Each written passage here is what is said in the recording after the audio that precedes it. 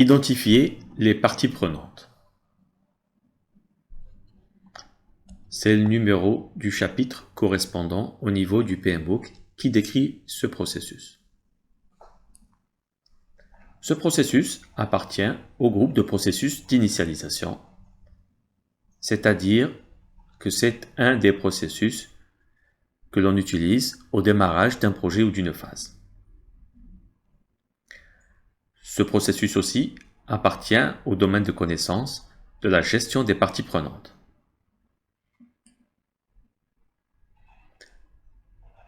Identifier les parties prenantes va nous donner en sortie un registre des parties prenantes. Qu'est-ce qu'il y a dans ce registre? Il y a des informations qui indiquent le nom, le poste, les coordonnées, les rôles et peut-être d'autres informations qui vous intéresseraient, avec une évaluation des exigences, attentes, influences sur le résultat de ces parties prenantes. Donc, comme on imagine, ça peut être un tableau où il y a sur une colonne les parties prenantes, sur une autre, une évaluation de ces parties prenantes, de leurs exigences et de leur influence surtout. Sur une autre colonne, on peut rajouter une classification des parties prenantes. Est-ce qu'ils sont internes au projet? Est-ce qu'ils sont externes? Ou internes à l'entreprise ou externes? Quel est leur impact? Quelle est leur influence? Quel est leur pouvoir? Quel est leur intérêt? Est-ce que cette influence est ascendante ou descendante? C'est ce qu'on va voir un peu tout à l'heure. Donc, nous allons produire un registre. C'est un document, ça peut être un fichier Excel, où sur une colonne, il y a la partie prenante, et sur d'autres colonnes, il y a des évaluations que l'on fait sur l'influence, le pouvoir de chacune de ces parties prenantes ou groupes de parties prenantes par rapport au projet. On fait ça dès qu'on démarre un projet ou à chaque fois qu'on démarre une phase, étant donné que les parties prenantes d'une phase à l'autre peuvent changer et leur influence sur les résultats peut changer d'une phase à l'autre. On peut générer aussi, ce processus peut générer des demandes de changement. Quand on identifie de nouvelles parties prenantes, peut-être qu'ils ont de nouveaux besoins qui vont influer sur les résultats du projet. Lors de la première identification des parties prenantes, on n'aura pas besoin forcément de demandes de changement, mais étant donné que c'est un processus qu'on revoit tout au long du projet et qu'on peut être amené à découvrir de nouvelles parties prenantes pendant le travail sur le projet, donc là, peut-être que leurs demandes, leurs exigences vont devoir être intégrées au projet. Comment on va les intégrer? Via des demandes de changement. Donc, ce n'est pas forcément lors de la première identification des parties prenantes, mais c'est sûrement au fur et à mesure de l'identification et de l'ajout d'une nouvelle partie prenante et des informations les concernant. Ces demandes de changement sont passées en revue et traitées par le processus de maîtrise des changements, Change Control, qu'on verra ultérieurement. Quand le processus d'identification des parties prenantes est revisité, cela peut nécessiter des demandes de changement et la mise à jour peut-être du journal des hypothèses ou d'autres journaux que l'on verra plus tard, comme le journal des points à traiter ou même le registre des risques. C'est le registre qui indique l'ensemble des risques possibles sur le projet.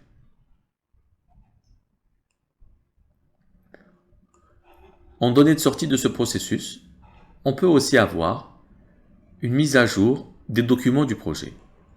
Comme par exemple, on peut mettre à jour une nouvelle hypothèse émise par une partie prenante ou des hypothèses, si par exemple on peut utiliser des compétences de partie prenante, on peut rajouter ce type d'hypothèse. Au niveau du journal des points à traiter, c'est le journal ou le document où on rassemble l'ensemble des points en suspens ou des problèmes à régler. Donc, on peut être amené à rajouter quelques problèmes soulevés par des parties prenantes. Et on peut même rajouter des éléments sur le registre des risques, par exemple des risques identifiés par des parties prenantes, ou peut-être le fait qu'une partie prenante peut nous aider à résoudre un risque ou à surveiller si le risque survient. Donc on va rajouter le nom du partie prenante à côté du risque comme étant une personne qui va collaborer à résoudre le risque. Et si le risque survient, c'est cette personne qui va déclencher la mesure, la contre-mesure par rapport au risque. Donc on peut être amené aussi à mettre à jour les documents du projet. On peut aussi mettre à jour les plans de management du projet. Ce sont des plans qui vont décrire comment vont se faire, par exemple, la gestion des exigences, comment on va récolter les exigences. On peut mettre à jour ce document. Comment on va mettre à jour, comment on va gérer la communication, comment on va gérer les risques. Quel plan on va mettre en œuvre pour engager les parties prenantes positivement pour le projet. Par exemple, des parties prenantes peuvent nous aider à animer des workshops sur les exigences. Peut-être des parties prenantes vont souhaiter qu'on utilise une manière de communiquer avec eux. Donc cela peut modifier le plan de gestion des communications. Des parties prenantes peuvent influer sur notre manière de gérer les risques. Donc si c'est des parties prenantes qui ont une grande influence, donc des petits risques peuvent être par exemple vus comme étant des risques importants par des parties prenantes influentes. Donc ça peut modifier même la pondération des risques. Et puis, bien évidemment, on peut modifier le plan d'engagement des parties prenantes parce qu'on vient d'identifier une partie prenante. Donc, c'est l'un des principaux plans qui peuvent être modifiés. Donc, le processus identifier les parties prenantes va nous donner en sortie, peut-être, pas toujours, une mise à jour du plan de management du projet et de ses sous-plans, comme le plan de gestion des exigences, plan de gestion de communication, plan de gestion des risques et d'engagement des parties prenantes. Ces plans, ensuite, vont redevenir une donnée d'entrée pour le master plan, le plan principal, le plan de management du projet. En sortie de ce processus, on peut mettre à jour, comme on avait dit, le journal des hypothèses, le journal des points à traiter et le journal des risques. Et le journal et le registre, des parties prenantes, bien sûr. C'est là où on va indiquer les parties prenantes et leur pouvoir et influence. Donc, ces éléments-là vont faire partie du grand ensemble que l'on appelle document du projet. Les demandes de changement, s'il y a, vont être traitées par le processus effectuer la gestion intégrée des changements. Ce processus appartient au domaine de connaissance d'intégration, bien sûr, parce que nous allons étudier la demande de changement dans son ensemble pour voir si la demande de changement a un impact sur les autres processus. C'est de l'intégration. Pour générer ces données de sortie, on a besoin de données d'entrée. Bien évidemment, la charte est une donnée d'entrée importante parce qu'en elle-même, elle intègre une liste de parties prenantes. Elle intègre des objectifs. Donc, en étudiant les objectifs, on peut découvrir par exemple de nouvelles parties prenantes. Les documents business. Bien sûr, on peut découvrir des parties prenantes en étudiant ces documents. Tout, par exemple, les plans de communication. Le plan de communication, il est destiné à des parties prenantes. Donc forcément, on peut détecter des parties prenantes. Le plan de gestion de communication peut nous amener à utiliser certains services de communication. Donc on peut y découvrir des parties prenantes. Si on compte faire de la publicité, si on compte communiquer sur des supports spécifiques, ça peut identifier des parties prenantes. Le plan d'engagement des parties prenantes. Il faut savoir de toutes les manières que le plan d'engagement des parties prenantes et le plan de gestion des communications, souvent, ces deux plans sont affectés ensemble, de la même manière. Parce qu'on utilise la communication pour engager les parties prenantes et les parties prenantes pour les engager, on a besoin d'un plan de communication. C'est pour ça que ces deux plans, souvent, on va les trouver ensemble. On a besoin aussi d'autres documents, le journal des changements. Donc, le journal des changements, on va voir peut-être que des changements vont affecter certaines personnes et ça va nous permettre d'identifier de nouvelles parties prenantes. Les problèmes soulevés aussi vont peut-être nous permettre d'identifier des parties prenantes. Donc, quand on est en train de lister ici ces documents, ça ne veut pas dire à chaque fois, pour identifier des parties prenantes, on a besoin de tous ces documents. Mais c'est un rappel que peut-être ces documents vont nous permettre d'identifier des nouvelles parties prenantes. La documentation des exigences, forcément, elle nous permet d'identifier des parties prenantes. Nous sommes en train de voir en détail les exigences. Donc, à côté des exigences, il y a des personnes qui ont émis ces exigences. Ça nous permet d'identifier des parties prenantes. Tout ce qui est accord, contrat, lettre d'intention, tous ces éléments vont nous permettre d'identifier des parties prenantes. Par exemple, dans un contrat, on peut voir quel est le département financier chez le client qui va traiter notre facture et ça va devenir une partie prenante importante. Quel est le signataire du contrat? Donc ça va devenir une partie prenante importante. Peut-être qu'on va lister ici des experts chez le client, des chefs de projet. Donc on va en extraire des parties prenantes. Et bien sûr, les facteurs environnementaux et les actifs organisationnels, peut-être l'historique. On sait que sur ce genre de projet, on va extraire ce type de parties prenantes.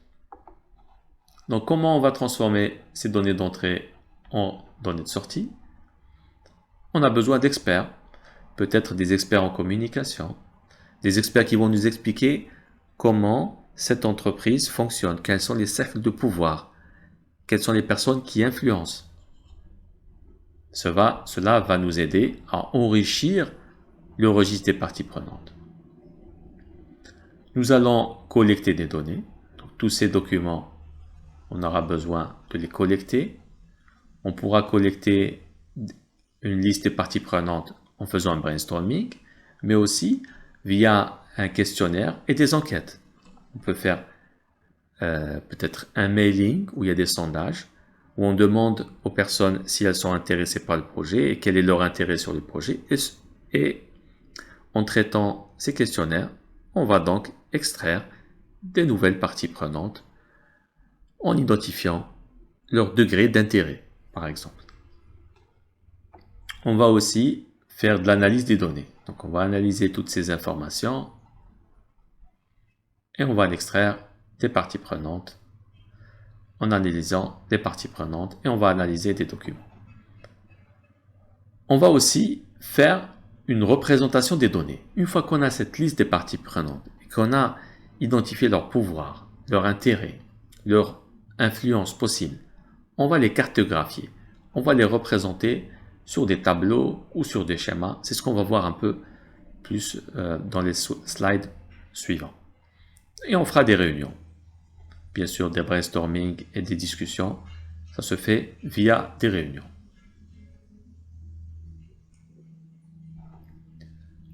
Donc, l'identification des parties prenantes, elle a pour objectif d'identifier régulièrement, j'insiste sur le mot régulièrement, les parties prenantes. Ce n'est pas du premier jet qu'on va identifier forcément toutes les parties prenantes, mais régulièrement, quand on travaille sur le projet, on peut découvrir de nouvelles parties prenantes. On va aussi analyser et documenter les intérêts des parties prenantes, leur participation, leurs interdépendances, leur influence sur les résultats du projet et quel est leur impact possible. Comme élément important, il faut dire qu'il ne faut pas oublier d'identifier aussi l'orientation à suivre. De quelle manière on doit se comporter avec chaque partie prenante ou groupe de parties prenantes pour les amener à collaborer positivement pour l'intérêt du projet. Chaque partie prenante a son propre degré d'intérêt et d'implication sur le projet. Chaque partie prenante a un impact potentiel sur le projet, petit ou important. Actuellement, les tendances actuelles sont de faire collaborer les parties prenantes pour, par exemple, identifier des risques ou, par exemple, être propriétaire des risques. C'est-à-dire que si le risque survient, c'est cette partie prenante qui va le résoudre. On peut aussi travailler avec des parties prenantes dans des processus de co-création. Donc ici, de plus en plus, ce sont des tendances actuelles, le fait de collaborer avec les parties prenantes. Une fois qu'on les aura identifiées, c'est là qu'on va voir au niveau de la planification comment on va faire en sorte de les engager.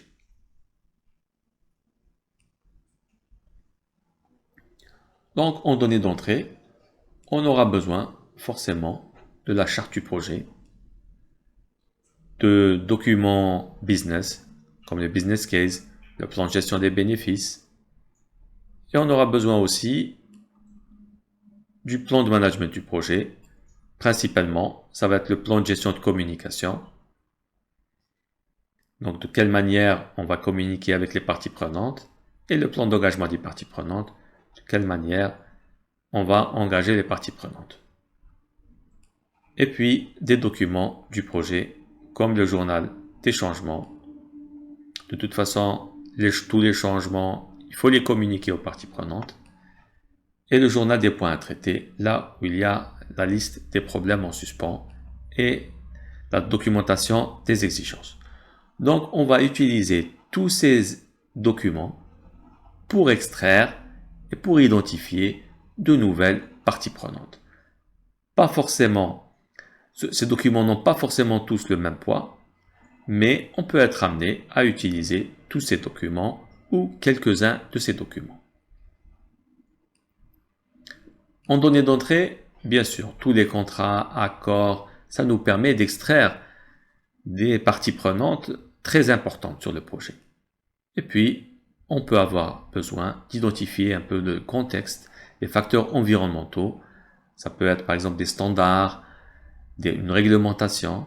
S'il y a une réglementation, donc on est obligé peut-être de prendre en compte l'organisme de réglementation et le voir comme une partie prenante, par exemple. Et puis les actifs organisationnels, tout ce qui est modèle de documents des parties prenantes. Donc, vous pouvez utiliser les modèles existants dans votre entreprise. S'ils travaillent, s'ils ont un tableau Excel, s'ils ont d'autres graphiques, s'ils ont d'autres outils. Et les projets antérieurs vont peut-être nous faciliter la tâche. Donc, si c'est des projets similaires, on pourra tout de suite identifier une liste des parties prenantes sur les données historiques, surtout par rapport à leur implication.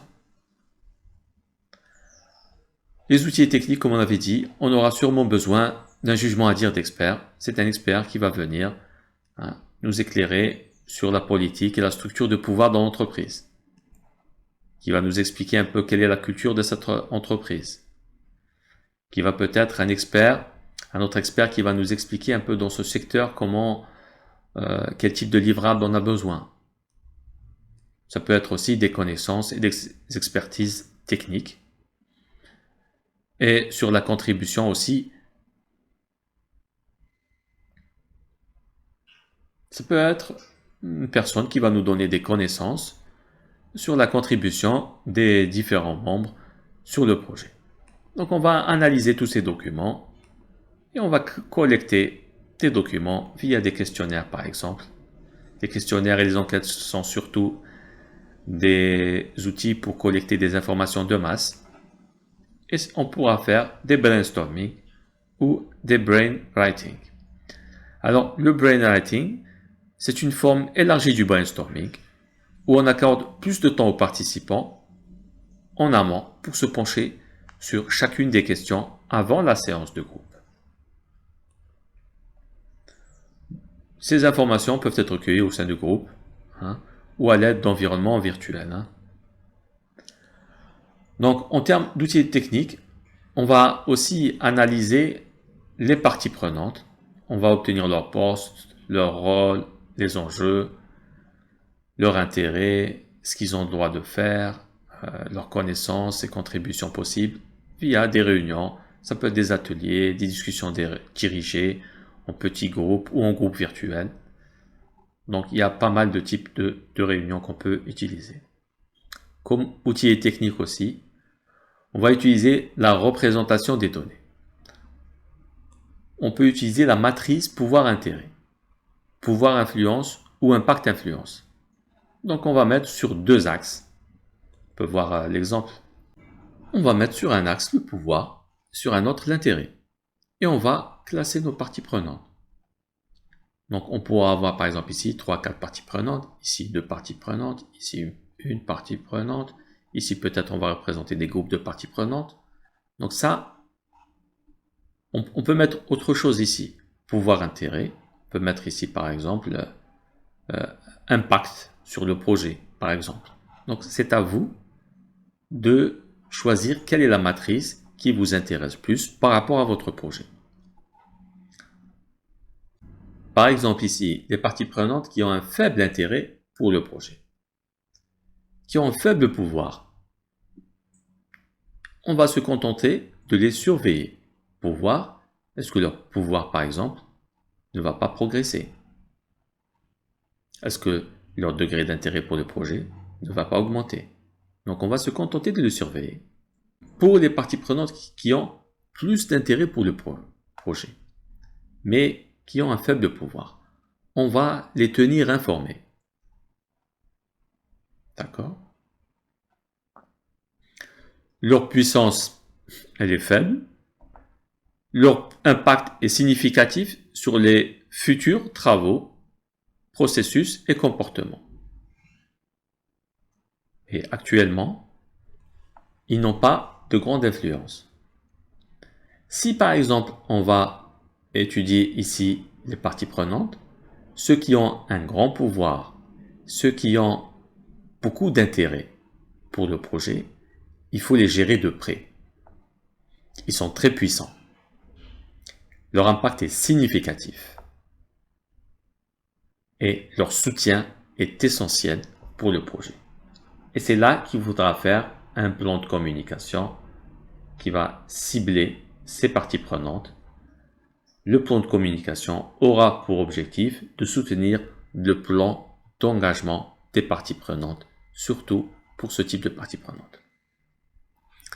Il y a un autre type de parties prenantes, ils ont un pouvoir élevé, mais peu d'intérêt pour le projet.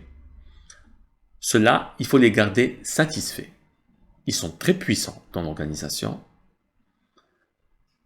et leur satisfaction est essentielle, même si leur impact est minime du fait qu'ils ne sont pas intéressés par le projet.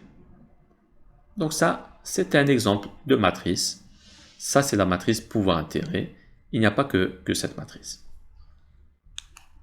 Donc, on revient.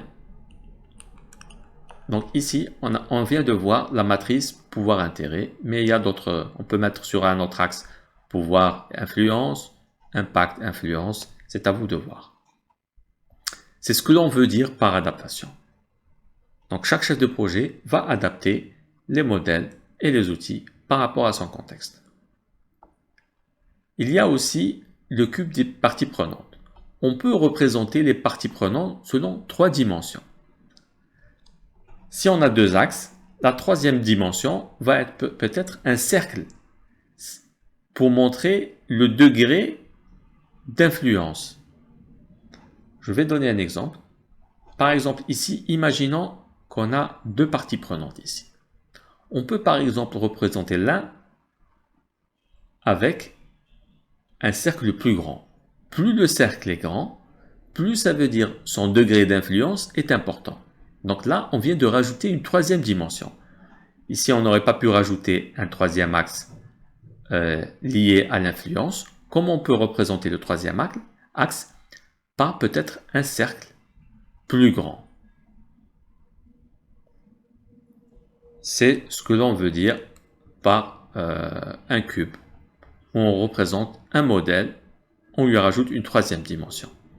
Et la troisième dimension serait représentée par la grosseur d'un cercle, par exemple.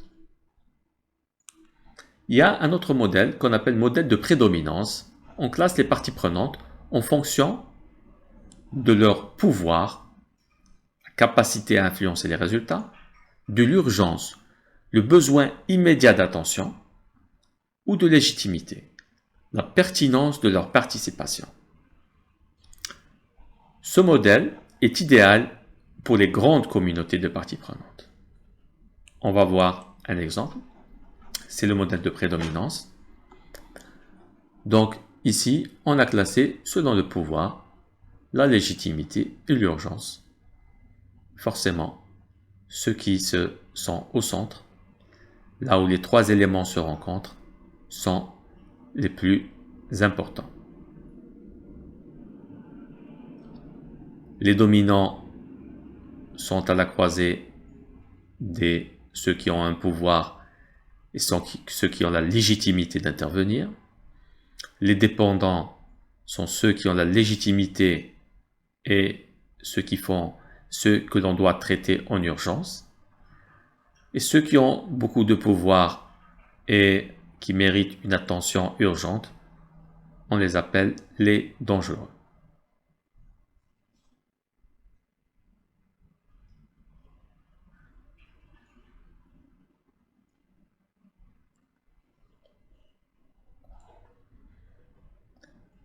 Donc, comme outil et technique, en termes de représentation de données, on peut aussi rajouter l'orientation de l'influence. On va classer les parties prenantes sur le projet ou sur l'équipe du projet. Comment va se faire cette orientation? Quand on dit orientation, ça veut dire d'où est-ce qu'elle provient. Quand on dit par exemple ascendante, ça veut dire que cette influence est en train de tirer vers la direction générale. Ça veut dire que c'est la direction générale qui est en train d'influer le projet ou l'équipe projet. La plus grosse influence vient de la direction, vient d'en haut, vient de la direction générale. Elle est ascendante. Elle vient de la direction générale. Elle peut être descendante. Ça veut dire que dans ce cas, le projet et l'équipe projet est influencé par en bas, par l'équipe, par les spécialistes. Elle peut être sortante, c'est-à-dire que c'est les fournisseurs, le gouvernement, les utilisateurs finaux qui sont en train d'influer sur le projet ou sur l'équipe projet. Elle peut être aussi latérale, c'est-à-dire que ce sont les autres chefs de projet ou les autres responsables qui sont en train d'essayer d'influencer pour obtenir peut-être des ressources ou des informations. Donc tout cela doit être priorisé, surtout pour les projets où il y a un grand nombre de parties prenantes.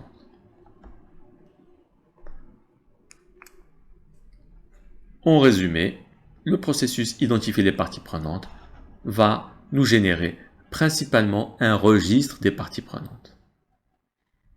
On peut être amené à mettre à jour des plans comme le plan de gestion des exigences, le plan de gestion des communications, le plan d'engagement des parties prenantes. À chaque fois qu'il y a communication, souvent on trouve le plan de gestion, le plan d'engagement des parties prenantes, et puis le plan de gestion des risques. Tout cela parce que les parties prenantes qu'on vient de découvrir ont un impact sur ces plans. Ces plans-là vont redevenir une input pour le grand plan de management du projet. Quand on découvre des parties prenantes, donc on va lister leurs pouvoirs, leurs intérêts, leur influence, et on va peut-être mettre à jour d'autres documents. On va mettre à jour des hypothèses, de nouveaux problèmes soulevés par les parties prenantes et peut-être des risques. Ces documents vont faire partie du grand ensemble document du projet. Des parties prenantes peuvent nous demander ou peuvent influencer le projet et dans ce cas-là, on devra générer une demande de changement qui sera traitée par le processus effectuer la gestion intégrée des changements. Pour traiter ces données de sortie, on a besoin d'éléments d'entrée comme la charte, les documents business, le plan de communication et le plan d'engagement des parties prenantes, les documents du projet et les contrats. Et on va s'intéresser surtout aussi pour personnaliser par rapport au contexte. Tout cela via des outils et des techniques, parmi lesquels l'intervention de l'expert, des outils de collecte de données. On va analyser aussi toutes ces données et on va les représenter sous forme de cartographie ou même sous forme de tableau Excel. On pourra faire par exemple sur un fichier Excel, sur une colonne le nom, une autre quel est le pouvoir, une autre quel est l'intérêt et une autre colonne on va mettre par exemple qui cette partie prenante influence sur notre projet par exemple. On peut même rajouter une colonne où on met quelle compétence a cette partie prenante. Peut-être qu'on peut utiliser cette partie prenante dans un processus de collaboration pour nous aider sur le projet.